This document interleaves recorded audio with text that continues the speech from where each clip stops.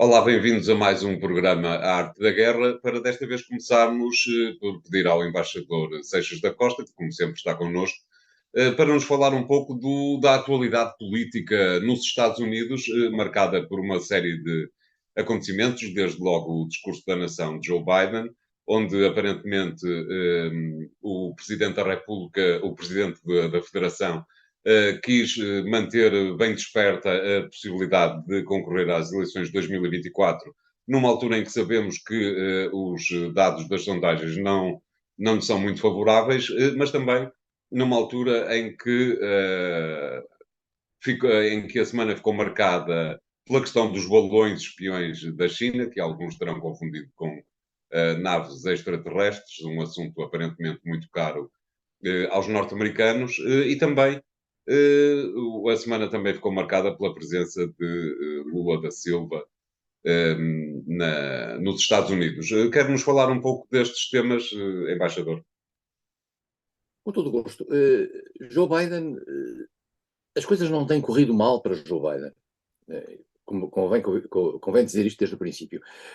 Aquilo que é a performance, que já vem, aliás, das eleições de novembro, em que aquilo que se previa ser um grande desastre para Joe Biden acabou por não ser, muito ajudado por Donald Trump, que apoiou alguns candidatos republicanos e com isso acabou por tirar a possibilidade a outros candidatos republicanos, eu diria, mais normais, de serem eleitos.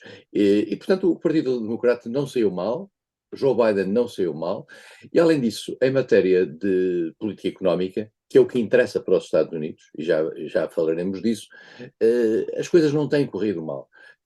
E Joe Biden tem dado, digamos, sinais, mesmo que alguns sejam de natureza quase populista, em matéria, por exemplo, de defesa daquilo que é americano e da produção americana. Joe Biden quase que não se distingue de Donald Trump na Exatamente. proteção do Buy American, do compra americano e faça americano.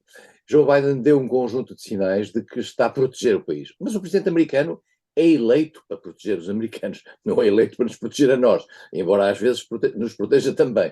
Mas, portanto, os sinais que são dados inclusivamente, eu diria, em detrimento da própria União Europeia. Aquilo que foi o conjunto de medidas anunciadas já há uns meses por Joe Biden no sentido de proteger a economia americana, de substituir as importações, de procurar garantir uma certa reanimação na produção industrial americana, funciona naturalmente contra aqueles países, e não é só a China, é também a Europa, que tradicionalmente têm os Estados Unidos como uma área para a exportação dos seus produtos. E, por exemplo, na indústria automóvel, claramente, tudo aquilo que Joe Biden tem vindo a anunciar funciona contra os interesses das empresas europeias.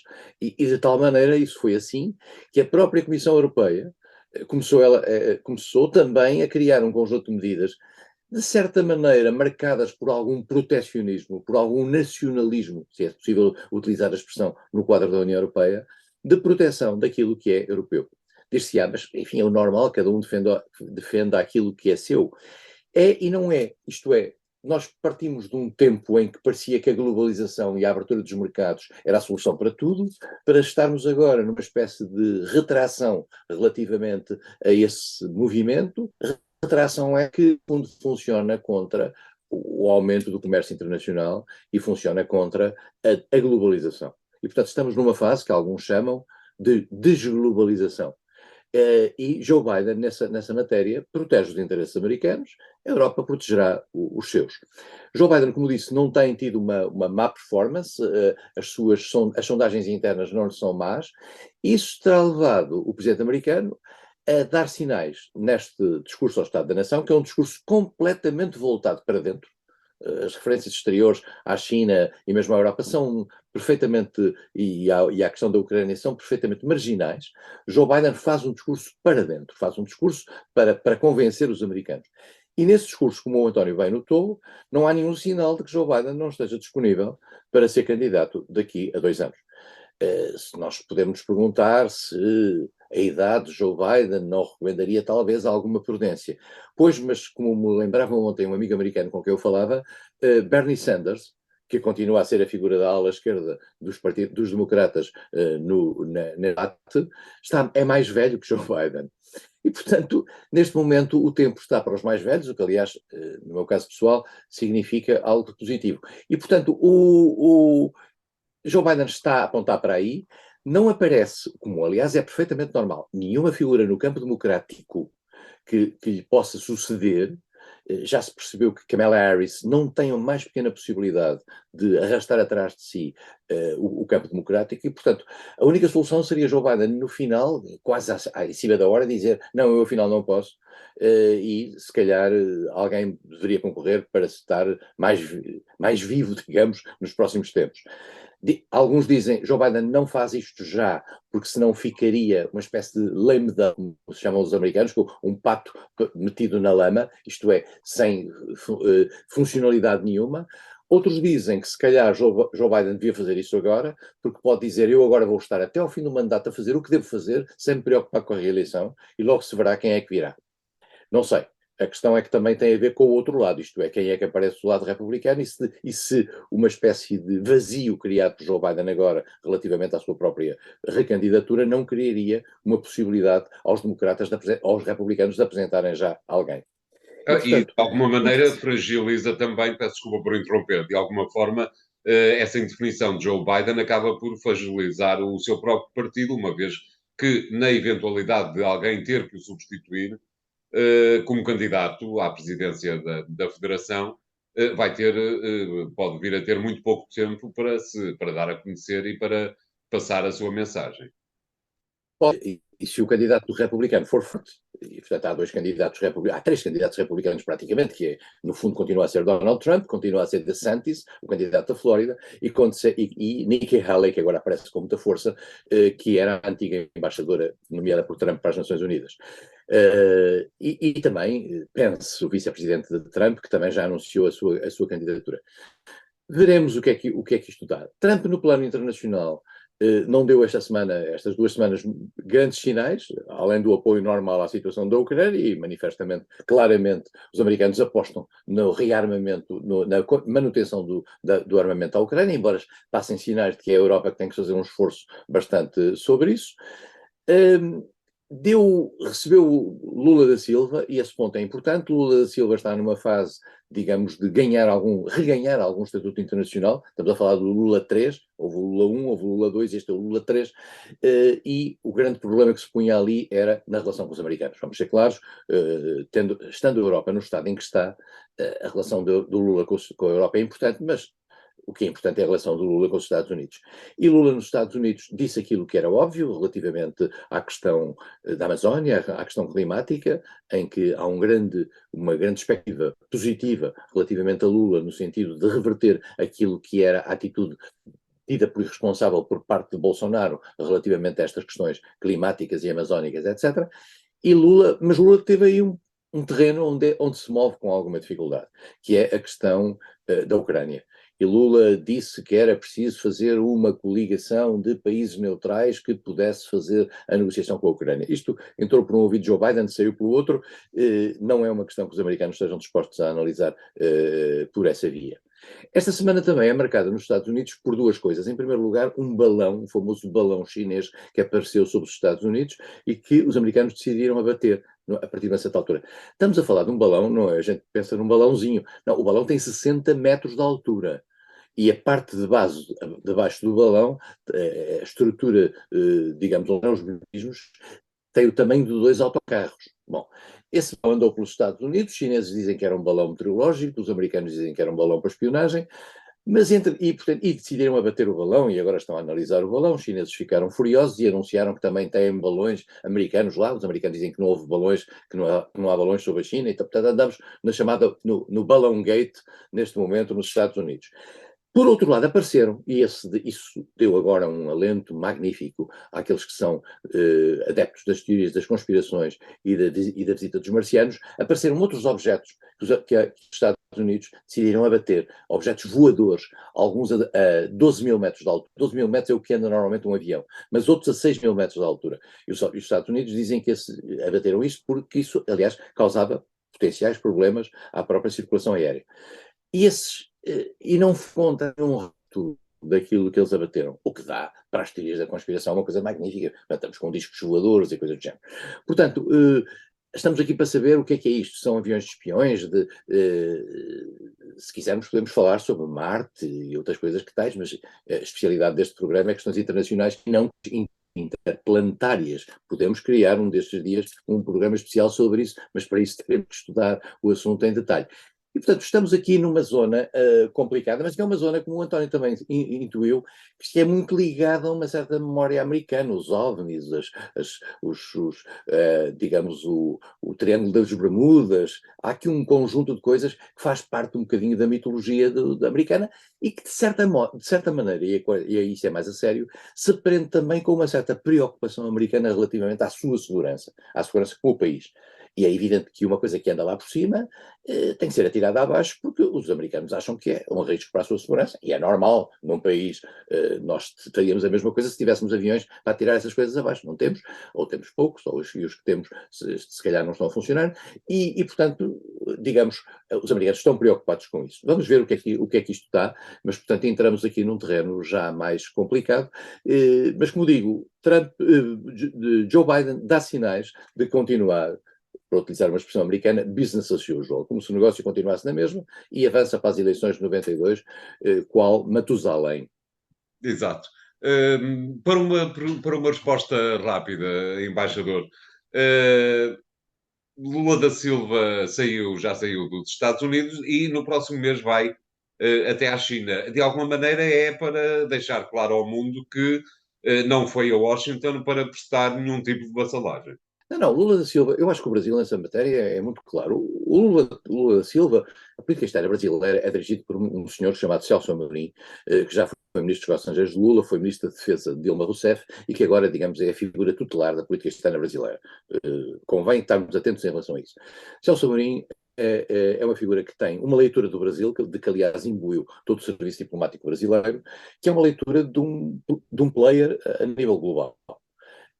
E que naturalmente vai procurar jogar com os grandes players. Não se esqueça que o Brasil é membro dos BRICS, o Brasil era membro do IBAS, que é um grupo mais democrático, em que era a Índia, o Brasil e a África do Sul, e portanto o Brasil joga em vários tabuleiros.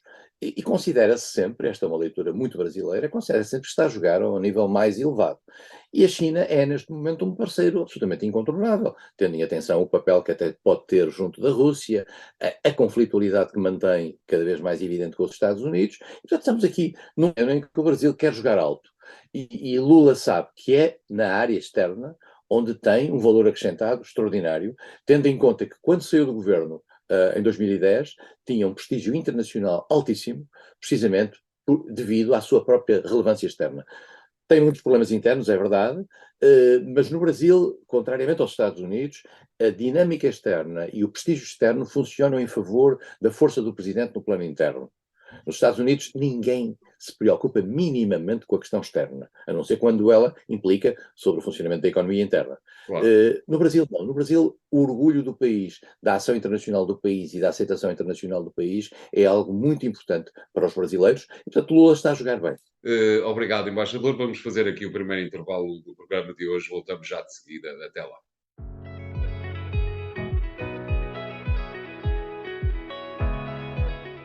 Bem-vindos à segunda parte de A Arte da Guerra, desta vez para pedirmos ao embaixador Seixas da Costa que nos faça acompanhar daquilo que lhe parece que foram os principais dados da frente de guerra na Ucrânia, sendo cada vez mais certo, parece-me a mim, que a questão dos aviões vai ser resolvida ainda mais rapidamente que a questão dos tanques e que em pouco tempo haverá aviões dos países aliados a voar e a defender os céus da Ucrânia, não lhe parece? Doutor, eu separaria a sua frase em duas partes. Que a questão dos aviões fosse resolvida rapidamente, mas que haver aviões rapidamente. Me parece que é uma perspectiva extremamente otimista.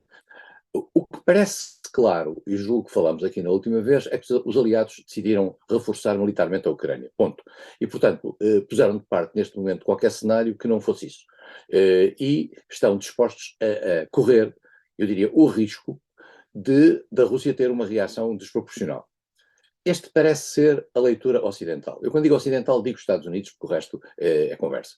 E os Estados Unidos decidiram fazer isso, decidiram correr esse risco e, portanto, indicaram que eles próprios e os aliados europeus deverão municiar a Ucrânia. Eu digo municiar porque há aqui um ponto importante, é que para além dos carros blindados, para além dos tanques, para além dos mísseis de longo alcance e para além desta questão dos aviões, que já falaremos, há um problema grave aí no mercado, que é a questão das munições. Porque, ao que parece, o ritmo de gasto de munições que a Ucrânia está a fazer nos últimos meses não é acompanhado com o ritmo de produção das munições nos países ocidentais que fornecem a Ucrânia. A NATO Contrariamente à Rússia, já chamou atenção para isso.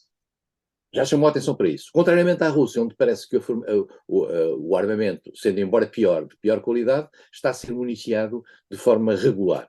Veremos depois em que medida é que a Rússia tem ou não capacidade financeira, económica, etc., para sustentar esse esforço num longo prazo. Eu acho que, aliás, é essa a esperança dos Estados Unidos e dos aliados, é de que a Rússia, de repente, tenha uma debacle no plano económico que não lhe permita sustentar o esforço de guerra. E, portanto, Zelensky, depois daquele seu périplo com grande sucesso no plano internacional, conseguiu solidificar, não trouxe nada de especial desta reunião, deste périplo, para além daquilo que foi, digamos, a continuidade da garantia dos tanques, não teve nenhuma certeza absoluta relativamente aos aviões, mas houve sinais positivos, nomeadamente por parte dos britânicos, o que significa, portanto, por parte dos americanos. E, portanto, os aviões, poderá haver a hipótese dos aviões. Os aviões têm uma complicação, é porque os aviões implicam pistas, as pistas implicam a necessidade dessas pistas não serem atacadas. Para essas pistas não serem atacadas é preciso uma defesa antiaérea muito forte, que a Ucrânia vai tendo, nomeadamente agora com os Patriot, mas que vai demorar o seu tempo de instituir. Um avião destes são milhões e milhões. Portanto, os F-16 ou os Typhoon, ou então os Mirage franceses, são aviões que implicam gastos absolutamente astronómicos. Não quer dizer, e a sensação que eu tenho hoje em dia é que não há um problema de dinheiro, mas há um problema, apesar de tudo, de resposta perante as opiniões públicas, porque há aqui nesta questão da Ucrânia, António, um problema que as pessoas não se têm dado conta. É que a maioria do material ocidental que tem ido para a Ucrânia era um material que já estava pago. Isto é, Certo. era material das reservas dos países. A implicação de natureza orçamental para o futuro será sempre para o futuro, porque até agora as pessoas foram dando, a gente vai dando os nossos Leopard, os outros vão dando não sei o quê, mas quando for necessário reconstituir, porque apesar de tudo não é irrelevante deixar as estruturas e a base mínima de defesa europeia desguarnecida só porque se deu coisas à Ucrânia, isso vai cair sobre os orçamentos nacionais. E aí é uma outra questão que vem aí em 23, 24. Portanto, esta é uma questão importante. Portanto, neste momento estamos neste debate, provavelmente vai haver a aceleração do debate sobre os aviões, sobre os caças, não sei em que medida é que as decisões, porque também temos os Gripen, os caças suecos, várias opções são possíveis, há aquelas opções de que é quem tem caças dá à Ucrânia e depois eventualmente tem novos caças dados pelos Estados Unidos ou por outros produtores, enfim, há aqui vários mecanismos, como aliás se fez relativamente aos tanques. Veremos em que medida é que isto avança. A noção é esta. Neste momento, os aliados decidiram municiar a Ucrânia, mesmo correndo o risco de ter uma reação desproporcionada por parte da Rússia. A Rússia tem a questão empatada no terreno, a Rússia conseguiu empatar a guerra neste momento, mas o desempate far-se-á no dia em que os aliados conseguirem dar à Ucrânia material muito mais sofisticado. Porque é assim, porque esse material é novo, e no caso da Rússia não há material novo, é sempre o mesmo. Alguns analistas têm dito que a Rússia já começou a vaga da primavera, digamos assim, de que se estava à espera em termos de sobrecarga de aproximação ao terreno na Ucrânia. Parece-lhe que isso já terá acontecido, ou nem tanto, uma vez que as posições, tal como o embaixador acaba de dizer, parecem estar a manter-se razoavelmente empatadas. A narrativa ocidental e a narrativa ucraniana é de que a Rússia já avançou no seu esforço ofensivo. Se a gente olhar para o terreno, particularmente se acompanhar todos os dias os mapas, aparentemente são coisas ínfimas. E estamos lá, já se diz isto desde de janeiro, e estamos, meados de janeiro, e estamos sempre em coisas ínfimas. A sensação que existe é que a Rússia gostaria de ter um sucesso que pudesse alardear a quando da comemoração, se assim se pode dizer, de um ano do ataque russo à Ucrânia. Há um discurso de Putin para dia 21, portanto, 3 dias antes, 4 dias antes do dia 25. Veremos o que é que a Rússia quer dizer aí. Para a Rússia é uma perfeita e completa humilhação ter decidido fazer a integração dos oblastos de Kherson, Zaporizhia, Lugansk e Donetsk, e ao mesmo tempo ter metade desse território, ou mais de metade, não, metade não será, eu peço desculpa, não sei exatamente a área, mas uma parte substancial desse território continua sob presença ucraniana. Eu não digo ocupação, porque os ocupados são os ucranianos. E, portanto, isto está aqui qualquer coisa de errado. Provavelmente no Donbass, que é onde a Rússia normalmente procura os seus argumentos, no Donbass a Rússia vai conseguir, com a tomada eventual de Bakhmut nos próximos dias, conseguir dar esse sinal de que conseguiu romper ali uma grande fronteira. Agora, no dia em que chegar novo material, as questões podem ser muito diferentes. Claro.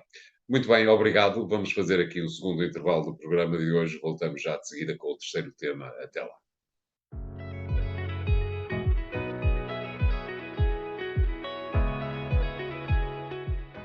Bem-vindos à terceira parte de A Arte da Guerra para falarmos da China desta vez.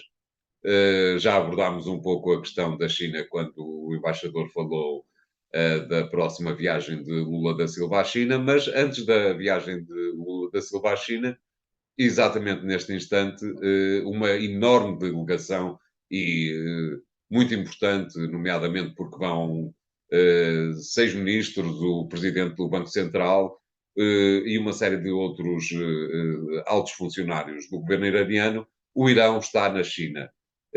Como é que vê, embaixador, esta visita, que aparentemente será a primeira do regime dos Talibã à China? E que importância é que lhe atribui? Eu não lhe chamaria Talibã, apesar de tudo. Peço perdão, já é atolas. O Irão é um país com uma fortíssima ambição, aliás, ancorada numa história, ancorada numa posição geopolítica, etc., e com algumas dificuldades de concretizar essa ambição. E em particular porque se meteu, digamos, num colete de forças em que o Ocidente o colocou, em que o mundo sunita o colocou, e o Irão está sob pressão das Nações Unidas, sob pressão dos Estados Unidos, sob pressão da Europa. Tem mecanismos para tentar sair daí, mas os últimos anos têm sido muito difíceis para o Irão, nomeadamente em termos das sanções e no que isso implicou para o nível de vida das suas populações. O Irão está a tentar encontrar maneiras de fugir a isso. E uma das maneiras, o Irão durante muitos anos tinha como interlocutor importante a Rússia. A Rússia era um interlocutor importante e a Rússia funcionou, de certa maneira, até no plano internacional. Sempre que havia discussões sobre o Irão nas Nações Unidas, a Rússia aparecia com um braço protetor. Mas a Rússia hoje passou, tendo em conta os acontecimentos do último ano, digamos, a um segundo plano, ou um ligeiro segundo plano, tendo em atenção a proeminência da China. E o Irão, que já era um fornecedor extraordinário de petróleo para a China, e temos que perceber que a China é um grande importador de produtos petrolíferos, tendo em atenção a primeira necessidade que tem relativamente ao seu desenvolvimento, e por outro lado, a dependência que tem, porque a China não tem o petróleo suficiente, não tem recursos petrolíferos suficientes, e o Irão é um grande fornecedor da China. E falo de várias maneiras, quer diretamente, quer por via indireta. Há estudos internacionais interessantes sobre isso. O Irão procura encontrar agora aqui na China, neste novo player cada vez mais relevante, uma fuga, digamos, como uma proteção mais do que aquela que tinha na relação que tinha com a Rússia. E, portanto, tendo em atenção que a polarização China-Estados Unidos se vem a acelerar, o Irão percebe que, se calhar, vale a pena colocar-se eu não diria numa dependência, porque o Irão tem uma grande dificuldade em criar dependências, mas numa relação privilegiada, uma parceria estratégica, como agora se quer, sempre que algum país quer parecer igual ao outro, diz que faz parcerias estratégicas com os outros. E, portanto, o Irão faz agora uma parceria estratégica. Há vários setores aí a jogar e há vários setores, inclusivamente, de interesses chineses no próprio Irão. E isto leva-nos também a uma questão que eu gostava de abordar ainda antes de fecharmos o nosso programa, que é uma questão que foi muito falada e que agora se tem falado menos, que é a questão da nova Rota da Seda. A nova Rota da Seda, muito sinteticamente, é um plano de financiamento por parte da China a 140 países, a ideia era 140 países, no sentido de criar um plano de infraestruturas que no fundo fosse o suporte, infraestruturas, portanto, financiamento de portos, de aeroportos, de pontes, de rodovias, etc., mas que no fundo fosse o suporte para uma economia como era a chinesa, que era uma economia que tinha excesso de produtividade até numa certa altura, de poder utilizá-lo por todo o mundo, funcionando naturalmente como muito de influência da própria China. A pandemia, o decréscimo de produção da China e agora a nova situação de dualidade internacional provocada por esta nova Guerra Fria estão a pôr muitos desses projetos em dúvida. E, em particular, muitos dos países nos quais a China tinha investido estão hoje em situação financeira muito grande, muito grave, e estão com grandes dificuldades de pagar à China os empréstimos. E isso torna a China, digamos, a China já está a reciclar vários desses empréstimos. E se calhar vai haver uma reformulação destes projetos. E, portanto, porque há quem diga que a China nunca desistirá da nova Rota da China, porque é um projeto emblemático para o século XXI que Xi Jinping tinha na manga. E mesmo que as coisas continuem a correr mal, diz-se que Xi Jinping e a China estariam dispostos a pagar esse preço, sob o ponto de vista financeiro, para manterem, digamos, o seu papel de provedor de recursos para várias áreas do mundo, tendo em atenção, uma coisa que hoje é muito clara, é que os Estados Unidos e a Europa não são capazes de ir a jogo dessa maneira. Não estão disponíveis, não há condições internas na própria discussão da opinião pública, das opiniões públicas dos países ocidentais, no sentido de provocarem um movimento de transferência de capitais, particularmente capitais públicos, que são os chineses, embora sejam empresas privadas, mas nós sabemos como é que são as empresas privadas, grandes empresas privadas da China, que são de capitais, em que no fundo há uma dimensão pública. E portanto a China está aí a jogar este processo, é um processo muito interessante e metade desta análise que nós temos que continuar a fazer sobre o futuro da China no quadro internacional, temos que ver esta vertente, nova Rota da Seda, como um instrumento fundamental. Eu lembro sempre que a China enganou-se, se calhar também nesta questão da Ucrânia. Um dos portos em que a nova Rota da Seda tinha um grande apoio era o porto de Mariupol, e nós sabemos hoje onde está o porto de Mariupol. Mas se há alguém, dir-me-á se estarei errado ou não, embaixador, se há um povo que conseguirá manter um plano vivo, mesmo que evidentemente ele ultrapasse provavelmente em muitos anos a época de Xi Jinping, será o chinês, não lhe parece? A China tem os especialistas nas questões de China, que não sou eu, acham que a China teve uma aceleração do tempo. Isto é, normalmente a China tinha muito tempo, tinha décadas, não sei o quê. E os sinais que vêm da China, particularmente Xi Jinping, é que a China está a acelerar nos tempos. Esta questão de Taiwan, viu-se isso, aliás, com a questão de Hong Kong. Viu-se agora com a questão de Taiwan, porque havia uns números, havia as datas que havia 2045, não sei o quê. Está tudo a acelerar-se muito. Mas a China tem tempo, sempre se disse, a China tem tempo. E no plano internacional, provavelmente até porque não tem alternativa, relativamente a estes investimentos que fez, prefere que este seu proselitismo, que não é ideológico, contrariamente ao que era anteriormente o soviético, durante a outra Guerra Fria, ou mesmo o próprio chinês, durante aquele tempo em que funcionou em determinados mercados, a China tem tempo. E se o Ocidente não tem recursos para investir nesses países, o capital não tem cara, o capital não tem, o dinheiro que ali está, que são fundos internacionais, se os países precisarem da China para viver e para terem soluções, estão nas mãos da China. E os Estados Unidos sabem isso, e a Europa sabe isso, mas não está ainda hoje na política externa dos Estados Unidos nem da Europa qualquer tipo de alternativa em matéria de política de ajuda ao desenvolvimento que possa comparar-se com aquilo com que a China está a marcar a sua ambição. Claro. Permita-me, antes de fecharmos o programa, embaixador, que lhe faça uma pergunta que tem ainda a ver com o tema de que falou anteriormente, que é o seguinte: o Irão aparentemente está interessado em entrar nos BRICS e procura o apoio chinês nesta visita, já tem aparentemente o apoio da Rússia. Se eventualmente esta entrada se vier a processar, digamos que é uma nova página da posição do Irão no quadro internacional. Os BRICS, António, são os G7 do outro lado. Certo. E os BRICS até agora tinham poucos países, portanto, tinha o Brasil, tinha a Rússia, tinha a Índia e tinha a China. E a África do O Sul. S no fim, que é South Africa. E, portanto, se este grupo vier a alargar-se, o que é que isto significará? Significará que nesta polarização mundial, nesta nova Guerra Fria mundial, nós teremos um grupo dos países ocidentais, democracias liberais, e do outro lado temos, digamos, autocracias iliberais, se isto não é um pleonasmo, juntas. É a China quem vai competir o papel de líder nesta matéria. Claro. E veremos se haverá vontade de trabalhar em conjunto. O Brasil tem aqui uma difícil decisão. É que, De que lado ficar? é que de lado ficar, é que aqui não se pode ficar em cima do muro.